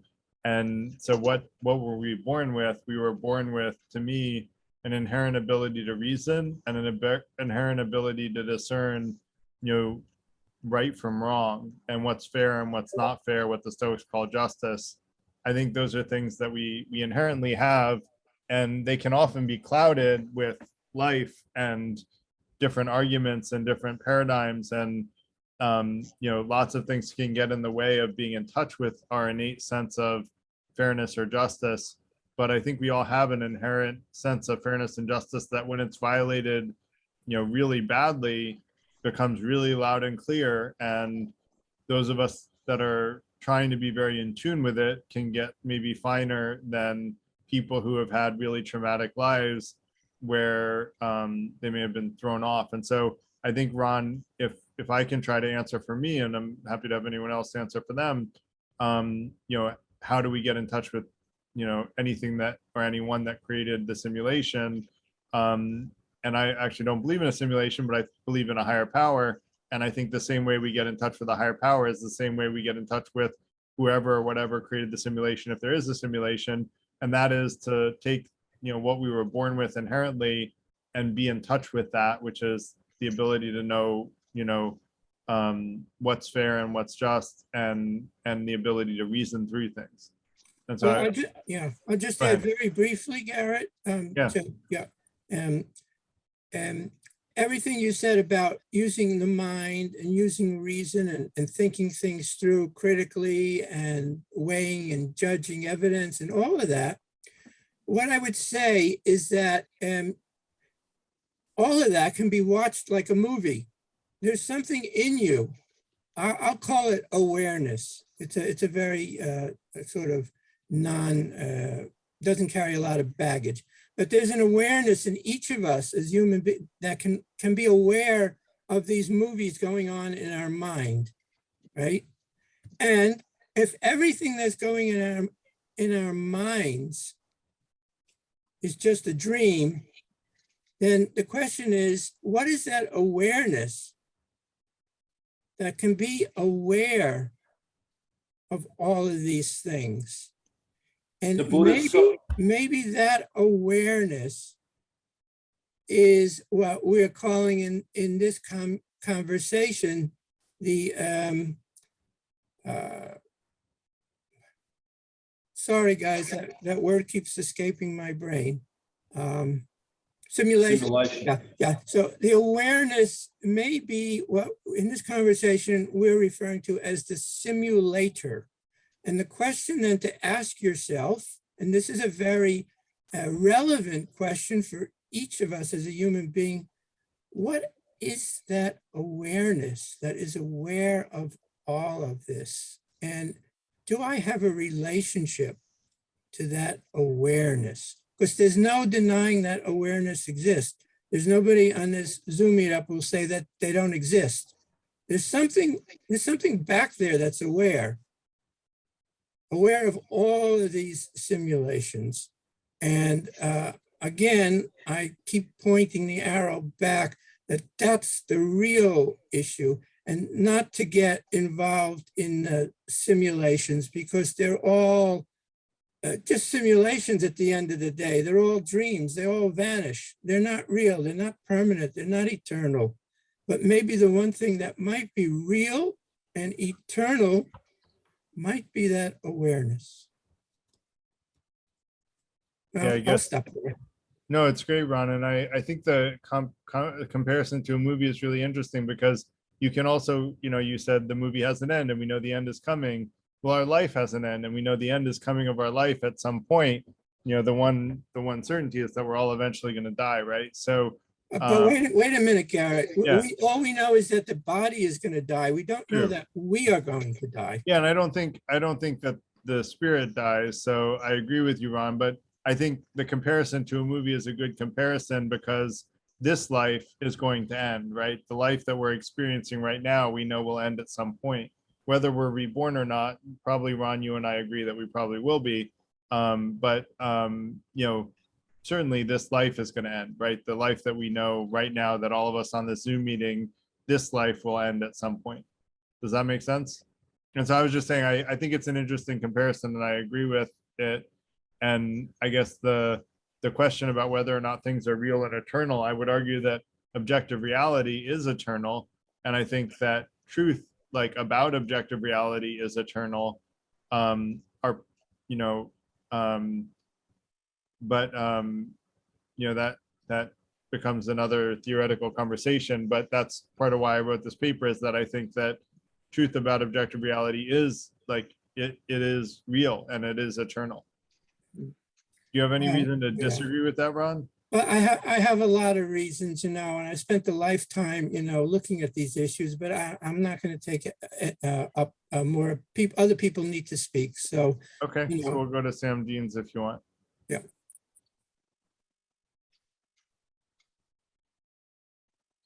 Sam, you want to go ahead? Yes, sir. So, are you familiar with what the Mandela effect is? Oh, boy. Is that the butterfly changing, the butterfly in Asia changing the weather patterns in North America? No, I don't believe so. No, the It's Mandela. sorry to interrupt, but it's a mathematical formula that exists in cellular biology everywhere. It's absolutely amazing. The Mandelbrot set. Is that what you mean, Sam? Sorry to interrupt. No, the Mandela effect. So the concept goes originally that everyone thought that Nelson Mandela died, but then when he actually died, everyone was very surprised because they thought he had already died. And in the years following this event, it was found that things like this tended to happen more often. I have a whole list right here of things that people thought were true, but ended up being just slightly tweaked. For example, the logo for Fruit of the Loom doesn't have a cornucopia in it. Now, I thought, I was positive that it did have a cornucopia in the back. Another example is the Monopoly guy having an eyeglass. Turns out he doesn't have an eyeglass. Looney Tunes with two O's is actually Looney Tunes, UNES. Now, I believe that this has to do with the simulation because, well, you could argue this one of two ways. You could argue it that there are parallel dimensions and that something happened that's causing them to switch back and forth and causing the people's consciousness to be swapped back and forth. But I think it would be very interesting to apply this to the simulation concept. Now, the simulation concept is, from what I understand, is that there is the main reality, the reality that created this simulation, and then there is the simulation that, let's say, we are in. Now, I don't know. I just think it's really interesting because it's like these are like concrete things that you can see images of that are, it's like you remember them specifically differently, and other people remember them specifically differently. So I think it's something very interesting that should be considered. I heard someone say, "Oh man, like this was something to be passed off with." Whoever expressed that, I'd very much like to hear what your thoughts are.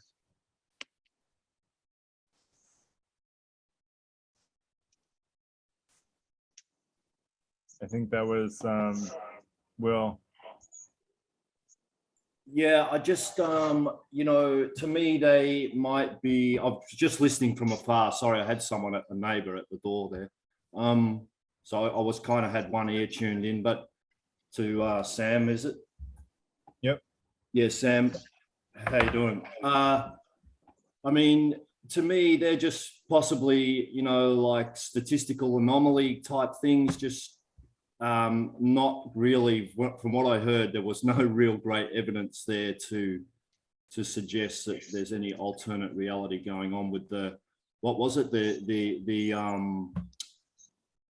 guy with the glasses in Monopoly, the eyeglass in Monopoly, what, it doesn't actually exist, and the Looney Tunes logo, I heard you say, and the Nelson Mandela was rumored to be dead. I mean, the things I just vaguely heard, there was nothing sort of compelling at all. I mean, from what I heard. What would you consider compelling? what evidence would you I consider? mean, if you could see sort of ghost images walking up the street, or now and then a hand emerge through your roof, you know, other than when you're tripping on, you know, psychedelics, or sort of, you know, and something just appears, even then, you know, these things have to be looked at with the absolute finest prism of skepticism. I mean, here in Australia, there was a massive UFO case a few years back.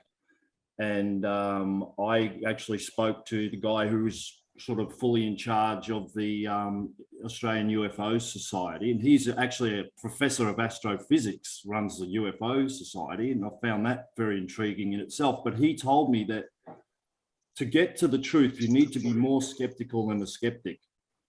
So, and I found, you know, I was in a skeptics society here, and I found that those guys were as intrigued with this stuff as anyone else, but you've got to be so skeptical and come at it from the hardest line of scientific inquiry. And then you get the tiny little grain of sand out of the whole truckload that you just cannot explain. And that's when it gets interesting. But those anomalies that you mentioned, to me, there was sort of no alarms went off at all. But as I say, I've got an open mind, you know, like some people. I've got a friend, he's just done a doctorate of philosophy, and he doesn't prosecute, but he entertains the alternate universe reality, or the simulated universe theory. He entertains it, which amazes me, given that he's normally such a materialist and a skeptic.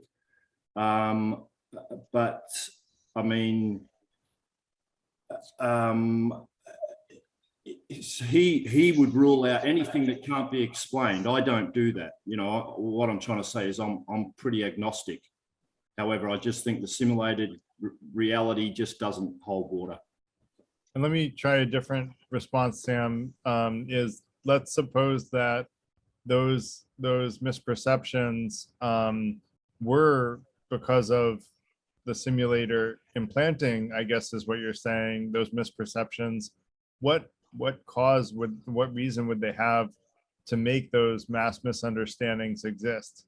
Like, why would that be to their benefit? Like, what are they getting out of it? Like, there would have to be some reason for it, right?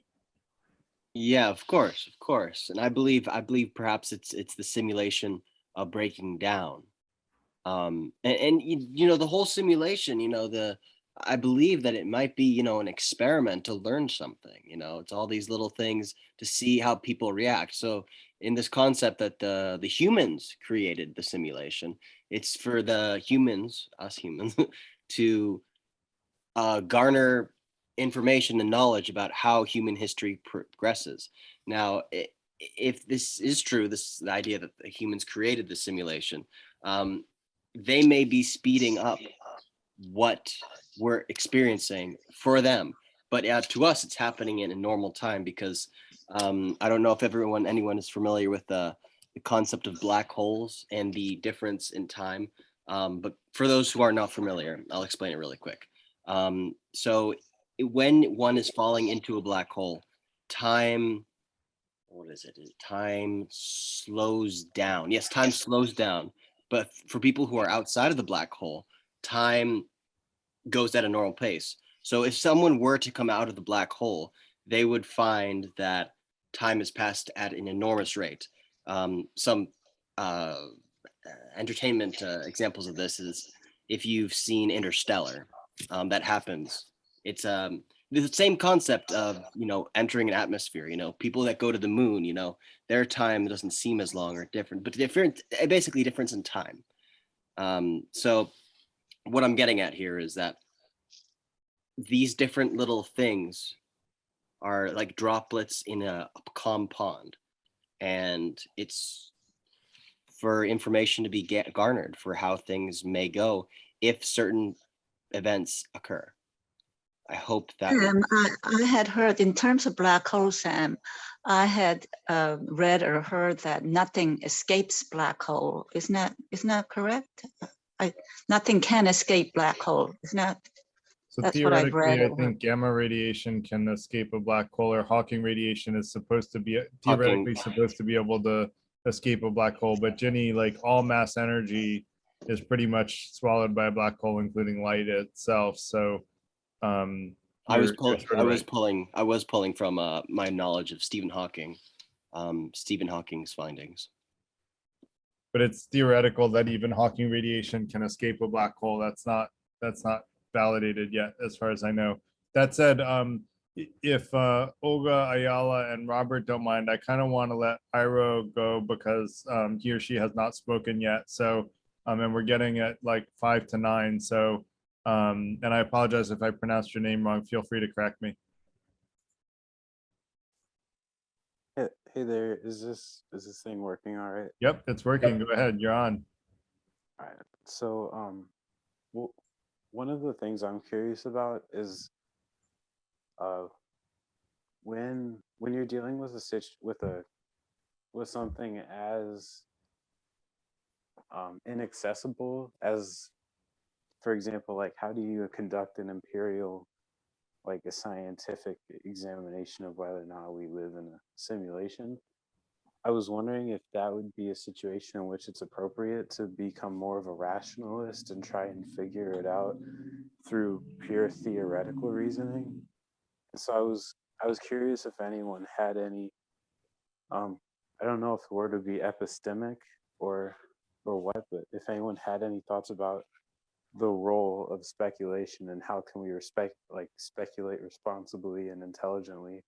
I was also wondering if the I forgot his name, but if the Australian gentleman could say something, because it felt as though he was headed in that kind of a direction, but he could elaborate if anyone has any thoughts.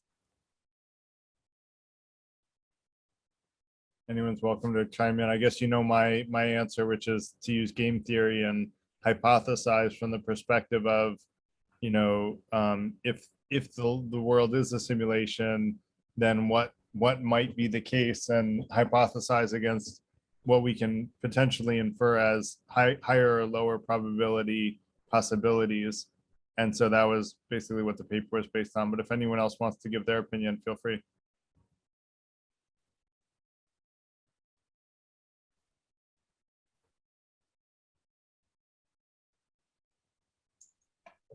I have like a alternate approach, but I don't know if it's epistemic or not, I guess. I mean, it is like, I guess my epistemics, I'm told most closely aligned to Bayesian, I forget the exact term, but it's basically like the higher probability something is to be true, the more likely we believe it's true. And for me, that feels very natural, right? If I think it's more likely to be true, then yeah, I'm more likely to believe it's true. And so that's kind of the approach that I take to epistemology. I have a paper on that as well, which more or less makes that argument. That's the very Cliff Notes version of it. If anyone else has responses, feel free. Otherwise, Yeah, I want to yeah. go ahead. Just briefly, because I remember to say when I was trying to address Will's skepticism about simulations, and that's the record we have even in human history. Going back, you know, recorded history is roughly 5,000 years, and we know people were doing things even before they started writing them down. But there's been an immense amount of what we would today call scientific research on this idea of simulation. It's not normally thought of as scientific research, but all of the civilizations have gone deeply inward. Usually the terms that will most often come up is meditation, but various other words can be used to describe going inward and allowing our ordinary mind to slow down all the thoughts and everything. And they have scientifically, you know, experimented on themselves with allowing the mind to slow down to almost no activity, okay? So the brain is no longer, you know, emitting ideas and so forth. It's almost like being in the state of deep sleep. And yet they report, and these reports are correlate around the planet through the millennia, that there is another state when the mind totally goes into Substrate cessation. And Sub- they have all kinds of different words for it, but they always say the words don't do it justice. They just point to it. But it can be experienced. It can't be spoken of. It's ineffable, that state, but it does exist and it can be experienced.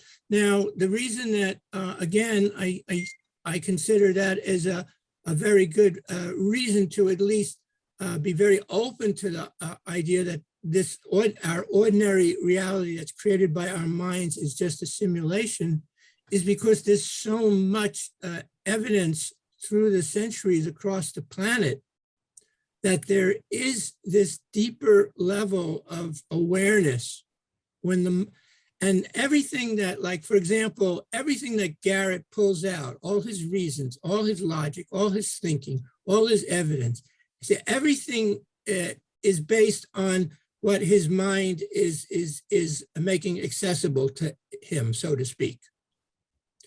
But the question is, everything that the mind is making accessible to you, Garrett, is any of it, at the end of the day, actually dependable?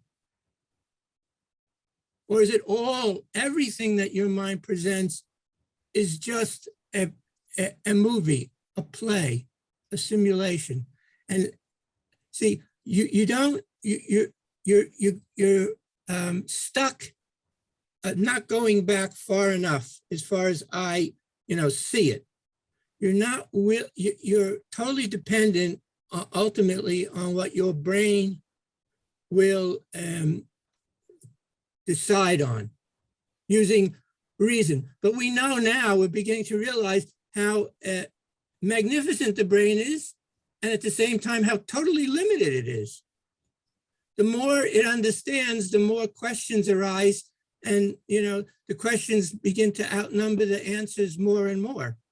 So maybe the way to find the real answers is to, I'm speaking metaphorically here, is go beyond the mind, beyond the rational mind, and see if there is something else that reports have said through the millennia across the planet. There is something that is prior to and above, beyond the mind. I see I've stimulated Will, so I'll pass the torch.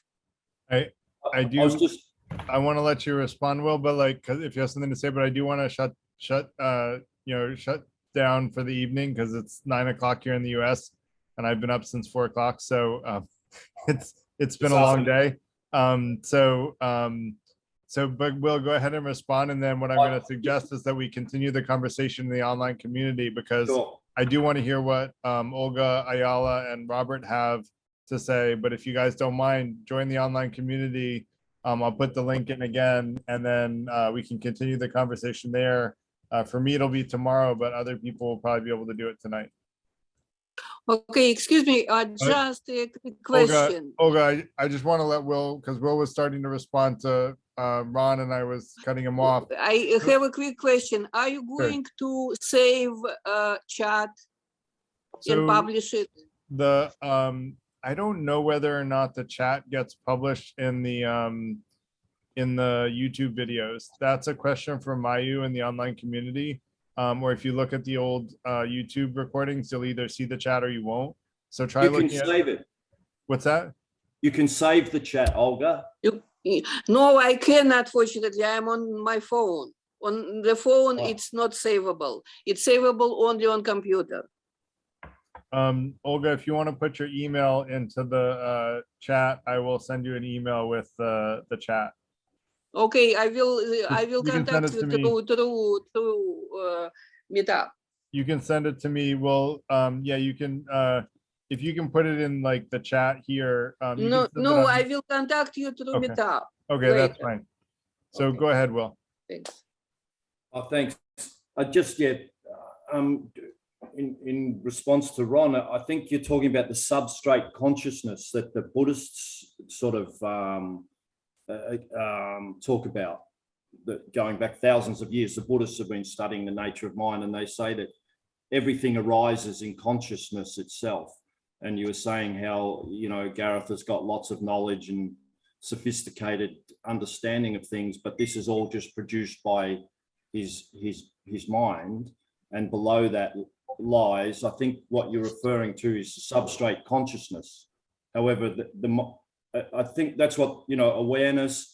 Sam Harris, I'm a huge fan of Sam Harris with his Waking Up app and doing the meditation that they're trying to bring the Eastern wisdom of the mind to the neurotic West. They've been trying to do this for a couple of decades now, and you know, Sam Harris produces a non-theological version of it with the Waking Up app, which is just brilliant. I mean, he's a neuroscientist, philosopher, just a genius. Anyway, that's my plug for Sam Harris. But I think you're talking about, because he talks about this stuff a lot, like where is the mind? I mean, you feel like you're above your jaw and below your top of your head. We kind of feel like we're in there. But when you meditate on that, you go, you know, where am I actually? Like, it is this ethereal state of consciousness, which the Buddhists refer to as the substrate. And all our perception of the world arises with the consciousness. So when we're all little babies in the maternity ward, kicking our legs in the crib, we all just shared consciousness, as all creatures do. Every bird in the tree is just conscious. But then we've got the ability to sort of interpret the world according to things which occur in the prefrontal cortex. It's fascinating stuff, but that's my understanding in relation to what you said, Ron, that it's the substrate consciousness. Consciousness emerges, and then we interpret the world within the consciousness, as I understand it. But Sam Harris, I don't know if you just YouTube Sam Harris, Waking Up. It's all free. He's absolutely fascinating stuff. Great. I Thanks appreciate that. again, Gareth. Thank you. I want to thank everybody for coming, and for all of you for staying to the end. I know some other people said they had to go, and you know, everyone has other obligations that come up. But I just want to thank you all for coming and being a part of such an interesting conversation. It was a lot of fun for me. I hope you guys enjoyed yourselves as well, and would love to invite you all to come back. Trying to remember what next week's is. We usually like to mention it, but I don't remember, but we'll have another one next Tuesday. Keep an eye out for it. And would again love you all to join in the online community. And Olga and Robert, I'd love to hear what you guys were going to ask in the online community, and I'll respond to you tomorrow when I'm more well rested and will be able to respond a little more coherently. I'm getting pretty sleepy. So that said, we also do try to keep it to 2 hours, because that's already a pretty long event. How do I access your online community? So if you go to freethinkerinstitute.org, I'll put the just put a link there in the chat. Thinkerinstitute.org. There's a link to the online community in there, and you know, it's done through software called Discord, which allows you to do like text chat, voice chat, video chat, screen shares. So it really lets you do everything, you know, online. So other than the metaverse, everything but the metaverse. So and so it's pretty cool. It's a great way to interact and stay in touch with each other. And you can come in when you have some spare time and see what people have chatted with. If you look at the channels are on the left. And so if you look at the channels that are in bold, those are channels that people have said something since the last time you came, and it'll automatically go to the most recent thing that you haven't read. And then you can kind of catch up with each of the channels. So it's very good at like letting you come when you have spare time, and then letting you leave when you don't have spare time. And then when you come back, you'll just see all the new stuff when you come in. And so it's a very efficient way of like interacting with a large group of people. And you know, right now it's not super active, but I would love for all of you to be active there. It only takes a few people to like, you know, keep a good conversation going. And if you start chatting with someone in text chat, you can say, hey, do you want to switch to voice chat? And then you can go to voice chat. And so it's very easy to switch back and forth between text chat and voice chat.